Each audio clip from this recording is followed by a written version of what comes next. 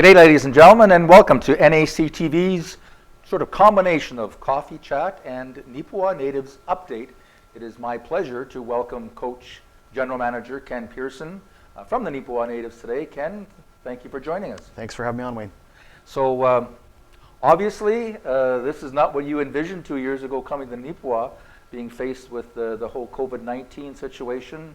And maybe we could start off by maybe giving a bit of an update on the league. We have been informed that the league is canceling the rest of the season. What happens going forward? Well, there's a number of things. I mean, obviously, all of our players, we had to notify them of what was going on and find out how many of them, obviously would be interested still in playing. Your 20-year-olds obviously would be first. You want to try and get them someplace to play, and then they kind of mentioned to us that we would be allowed to have one-on-one training with players if we so choose, and we chose not to do that. It was just probably too much with our gym at the time not being open.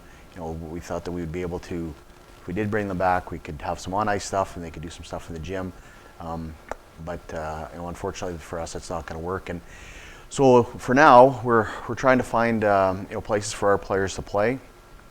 The trade deadline, which is normally January 10th, is this Thursday. So we're hoping to find as many players as we can at home. Some have found homes and have began play on the weekend. And then we need to begin to contact our supporters and volunteers and whatnot, and kind of explain to them what our plan is going forward with everything with the team. I mean, we got to continue. We got to continue operating. We can't just close the doors and wait till September. We still have to come up with tentative plans for spring camps, summer development camps, some different fundraisers that we want to do and hope to have in place in the next little bit. And we still have obviously the whole changing of the name and whatnot going on too. That we're getting to the end of that. It's been a long go since July when it was announced that we'll be changing the name and whatnot. So it's been busy, and we've got the cash draw going on also. So the hockey, although not being played on the ice, there's still lots going on behind the scenes. Now you started off by talking about finding places for your players to play. How does that work? Like, are not all leagues shut down, or like how do you facilitate that? Yeah. So right now, there's one league in Canada that's playing, and that's in the Maritimes. This past Tuesday, the Central Junior League, which is in Ontario, they announced that their players return on Tuesday, and they were going to begin play, I believe, tomorrow. And then on this past Thursday, Friday, Alberta announced that they are going to return to play in small pods of 3 teams. And BC is still, they're still holding out hope that they're going to be able to play. So you contact those teams and see what interest there is and what if they're still looking to add players. And some teams are looking to add players, and some teams aren't looking to add players. They're quite happy with the 23, 24 guys that they have.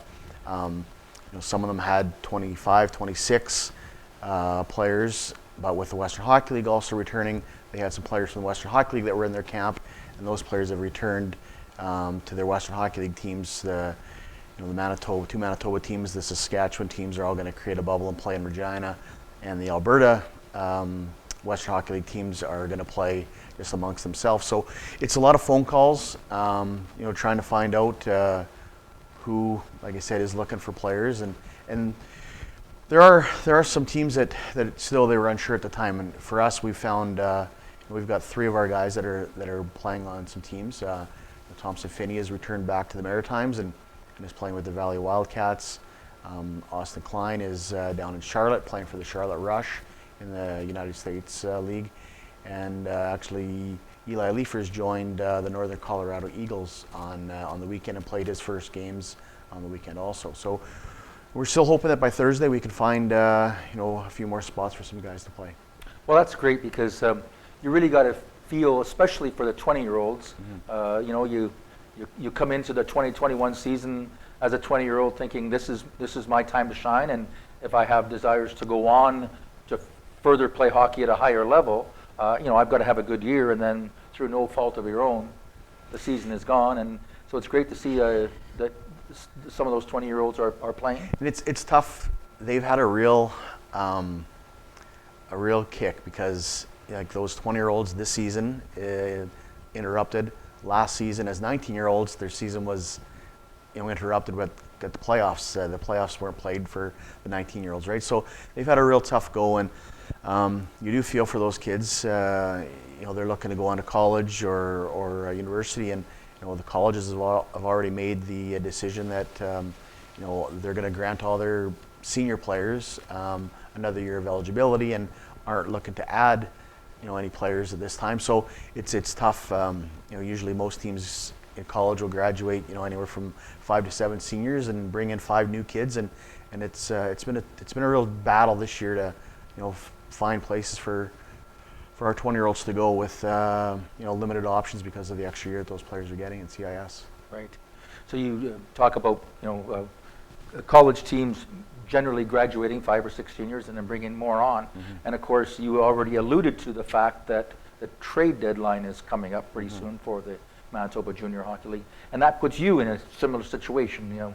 You're going to look at maybe graduating some players, but obviously, I would say that the draft process is extremely important for the future of the team. Mm-hmm. Yeah, we'll graduate 6 players this year, and we begin the process of signing some players that we've drafted in the past, and with COVID this year, it's always kind of been something that's been talked about, changing the draft for the Manitoba Junior Hockey League, and usually we draft 14-year-olds who are going into, or 13s into 14s, and we have our bantam draft. But this year, with COVID and everything, we as a league decided that we would make our draft more of a 15-year-old turning 16-year-old draft, and it'll be in June of 2022 where we'll move into what you're called a first year U18 draft is what it's going to be now instead of a bantam draft. And that whole process is, teams have been trying to change it for probably the better part of 10 years and just could never find the right reasons and time to do it. And I think with minor hockey being limited to what they were able to play this year, that we wanted to give those kids another year to develop, and it was just the right time to make a decision to go to a U15 draft. And if I may, probably I would suggest makes your job a little easier in that a 13 going on 14 may be a stellar player within a minor hockey system, but 2 years later, it's a bit of a, for lack of a better word, a crapshoot as to how that player is developed vis-a-vis other players who wouldn't have been noticed as a 14-year-old, but now they've gotten bigger and stronger and more motivated, and so I would think that would help a bit. Yeah, I've been all for the drafting the older player, the 15-year-old, as opposed to the 14-year-old. You see they grow so much and change so much, both as players on the ice and just their whole bodies and whatnot over that year. Some kids don't grow. They're 5'8", 5'9", their last year bantam, and they don't grow anymore. And then they step in and try and play, and they can't have that same success that they had in bantam when they were maybe one of the bigger players. When they come to play junior, that they haven't grown for 2 years. And I just think as a whole development for the player, it's a lot easier. Education-wise, it's a lot easier for them to just worry about playing hockey that year and working on getting better in school and getting stronger off the ice, so that when they turn 16, they're able to come to camp and actually, try and get a spot on the club, as opposed to, coming to as a 15-year-old and you're out there against guys that are 20, and some of them are going to be turning 21, and it opens up their eyes, and I think that it's a better experience for the player as a whole with us moving to an older draft. So given that line of thinking, and I may be putting you on the spot here, how crucial is it for a junior hockey league to have 15, 16, maybe even 17-year-olds. I mean, where I'm going with that is stay within your minor hockey system until the next stage being, 18, 19, 20, maybe 17-year-olds. Could the Manitoba Junior Hockey League function with, say, 17 and up? Yeah, and I think our league has gotten a lot younger. When I first started coaching, you had unlimited 20-year-olds, and then I think it was about the year 2000. They went down to 9 20-year-olds, and now we're at 6. You're only allowed 6 20-year-olds. So it's trying to become a younger league, having more 17 and 18-year-olds playing in our league as opposed to 19 and 20-year-olds. The league has found in talking to different, the major junior guys and the NCAA guys that our league would be more attractive to be if we were a little bit younger, for them to come and recruit and scout players to go to college into the Western Hockey League. And I think that for us it's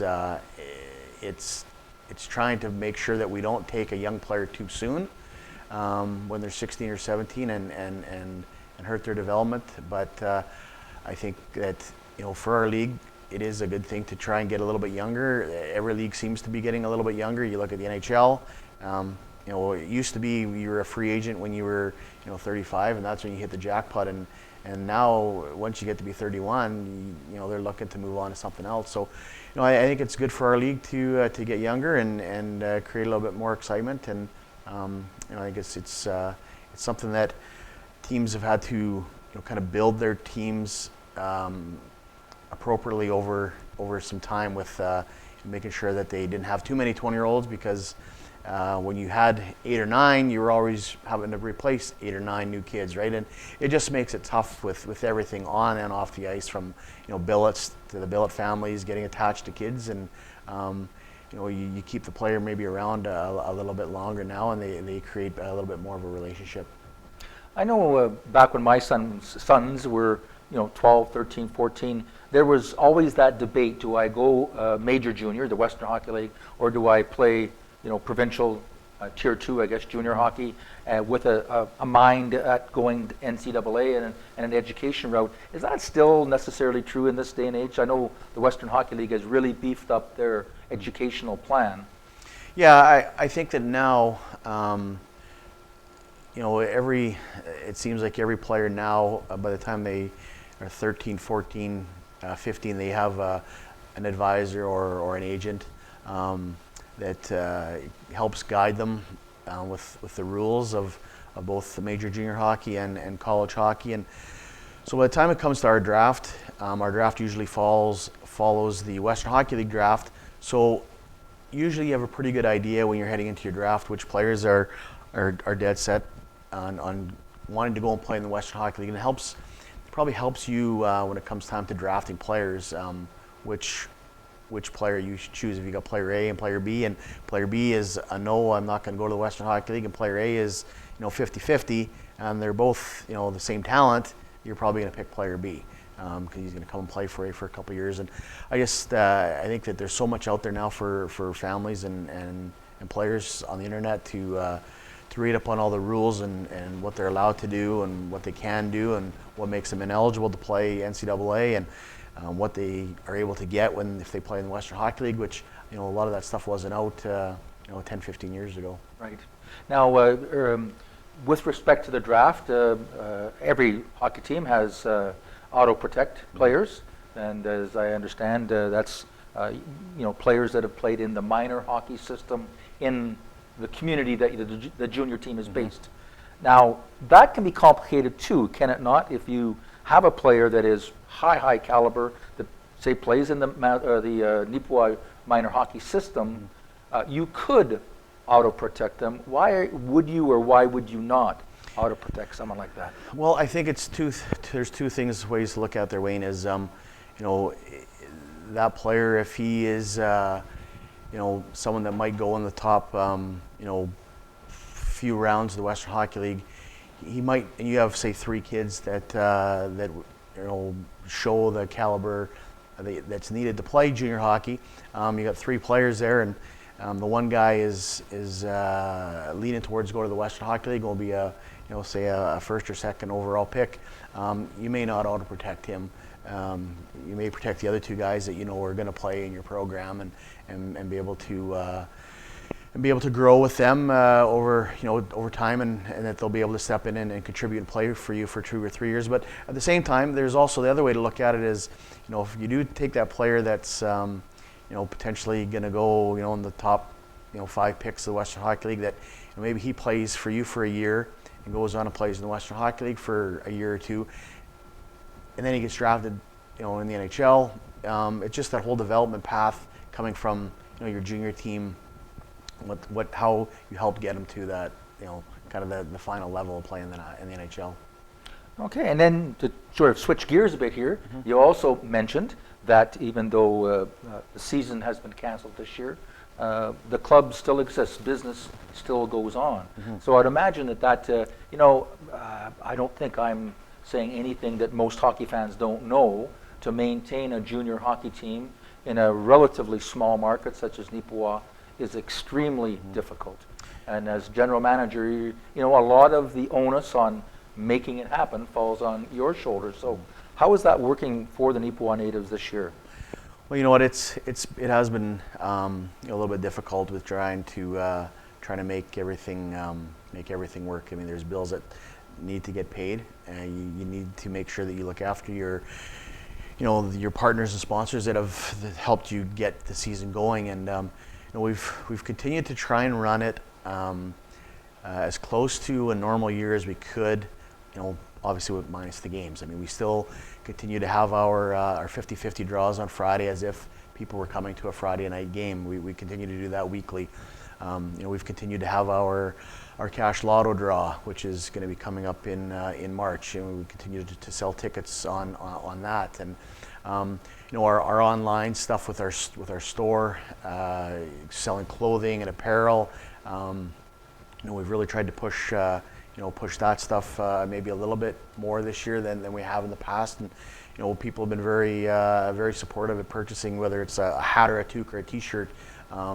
It's been very well received by the people of Neepawa and the surrounding area. So, and then just trying to make sure that when they finally tell us that we are going to be ready to play for 21-22, we want to make sure that we have everything in place from a business standpoint with our sales, our marketing, our camps that we want to put on in for our young players, and then our main camp and our preseason games, and our regular season. We still got to make sure that we're prepared for that, so that when we're told it's going to be a 50 or 60 game schedule, we've got all that in place with the Yellowhead, making sure we have our dates booked, and there's making sure that we have our equipment. And obviously, I mentioned before that we're changing the team name. So with that, we're gonna have to look at some different logos and getting things ready for to put on shirts and hats and jackets and helmet stickers and just everything. So just trying to keep all that in track and on the go. It keeps our guys busy. Between Robbie and myself and Derek, the three of us are kept pretty busy, Monday to Friday. So how close are we to a new name? And the reason why I'm asking that is you alluded to something just now that I think is very important, the branding of the hockey team. And I would suggest it would be very ineffectual to brand the new team on September the 1st, given that the preseason starts right away, and you mentioned jerseys and equipment, all that. So do you have a timeline as far as the organization is concerned when you would like to make your final decision? Yeah, I think, Wayne, that we've pretty much got a name nailed down. Now we're just kind of in the process of some jersey designs and colors and stuff like that. As far as the official announcement of the name, prior to everything getting shut down, we were going to wait until the season was over and have a kind of a a celebration of the hockey club, and then the announcement of the team in April, May. Now with the limitations of what you can and can't do, it's when we announce it and how we do it. We're kind of unsure whether we come out and announce what the team name is going to be and our colors and stuff like that just online, or if we just continue to hold off until we can bring everyone in and actually do something up big. You're like everyone else in all of our communities with the COVID-19 restrictions. It's that hopeful, I'm going to be optimistic, and come whatever March the 12th, maybe things will open up a bit more, and I'm sure that will impact on whether you have a spring camp or not. Yeah, that's something that we've already kind of looked into. Is obviously we won't be able to have one here in Neepawa in May, so we're looking at, in the past they've had one in Brandon in June, and that's something that we might look at doing at that point, if again restrictions are lifted and we're able to do some skating here in Neepawa, or in Manitoba, pardon me. But there's lots of tentative plans in place for what we want to do over the next couple months. It's just being told when we can put those plans into effect. So I would also think that the opportunity of a new logo, new colors, opens up the opportunity for new marketing. We see the pros do it quite often, all the time, either special jerseys or a complete change in their jerseys, and of course people jump to the clothing stores to get the new jerseys, and that's got to be a bit of an opportunity for Neepawa. Yeah, I think so, and I think that we've had some good talks with kind of creating your primary logos and jerseys and whatnot, but we've also looked at having that secondary jersey and logo available to us and to our fans and supporters, and we're hoping that it's going to be well received by everyone, and we're making a change of the name due to a lot of different reasons, and we hope that people will embrace the new change and continue to support us if you have in the past, and hopefully it'll bring on maybe some new people as well. The other thing that's always been curious to me as the announcer of the play-by-play announcer for the games, and it's a really cool experience for myself, because I always give out my email address during the broadcast and asking people, if you're listening to the game live, to send me an email, because we'll give you a shout out, and it's always so cool to hear where people are listening to the game from. So it really has made me curious. I know we've had players from Green Bay, Wisconsin, from Southern California, literally all over North America. How do you find those players? Well, part of it is just networking. There's different camps in the spring and summer that you want to get out to, and you're just meeting different players that way, and having some different coaches that you are close with in different leagues, from the junior leagues in the United States and the midget U18 leagues in the United States and Canada that you lean on, and hopefully they will have a player that is going to be good enough to come and play for your hockey club. And it's really just networking and running, making sure that you run a good program that parents and kids are going to want to come and play for. So I know for you personally, you have assistant coach in Prince Albert. You've coached in the Alberta Junior Hockey League, and of course in the Manitoba Hockey League extensively. So that provides a ton of opportunity to make contacts, to get to know other coaches and other systems. But I also understand that you have a fairly extensive scouting team, and maybe you could just tell our viewers or introduce your scouting team and where they're at and kind of the role that they play. Yeah, so we've got 4 or 5 guys that do a lot of our scouting for us, and this past year for myself, it was a little bit tougher to get out because and watch kids play, because the way that the schedules are set up, everyone played on the only weekend games. So you had to really rely on your scouts, and Craig Anderson, who's a former Neepawa native player, is my assistant general manager and heads up our scouting. He between him and also in Manitoba we have Shane Skiotch from Killarney who looks after kind of the southern part for us. Byron Billett, who's a former player, he continues to help out with us, in the Parkland area, and does some advanced scouting for us. Ross McBride does some local scouting for us here also. We also have Corey Pearson, who is a former player here. He's based out of Minneapolis and teaches in Minneapolis, so he looks after a lot of our U.S.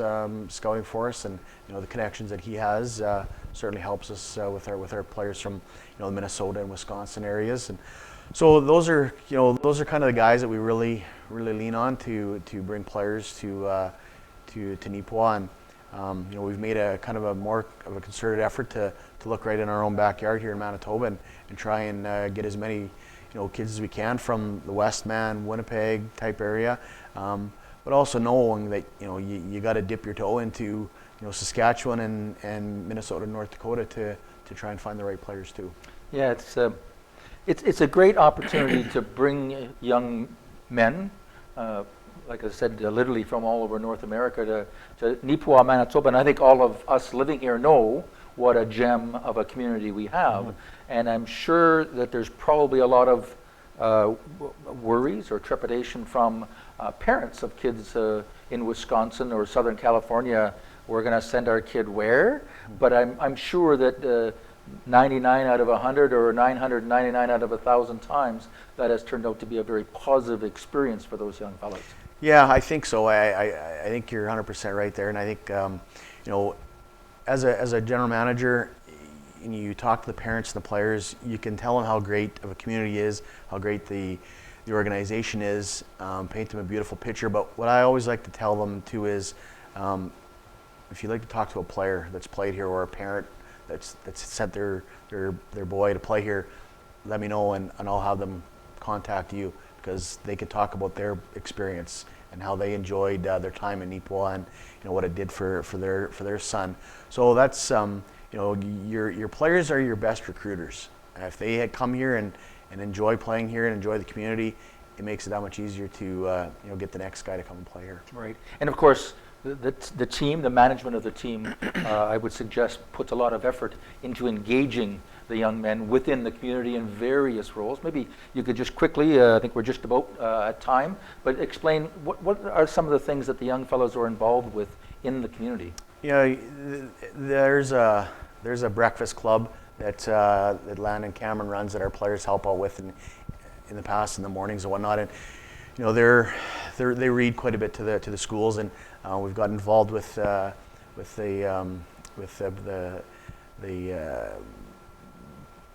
helping out of the minor hockeys and getting to the old folks home and reading to them also too. And so the guys, they have busy days. There's not a lot of time for them to do nothing between practicing at 10, getting to the gym, and then their community work throughout the day. It's a full day for them.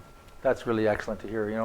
It's more than just developing as a player, it's developing as a person. Yeah, correct. And I think that's a lot of times what people don't really give credit to, the role of a junior hockey team within a community, and not just developing the young men as players, but as people, but also integrating them into our community. Yeah, and that's, I think our guys have done a good job at going out of their way to try and be part of the community with different events like that. Well, we've been kind of all over the map, Ken, but I think we've given our viewers a pretty good idea of where we're at right now with the Neepawa Natives and what it's going to look like moving forward. And I would say that the 21-22, hard to believe I'm saying that, MJHL season will be really exciting.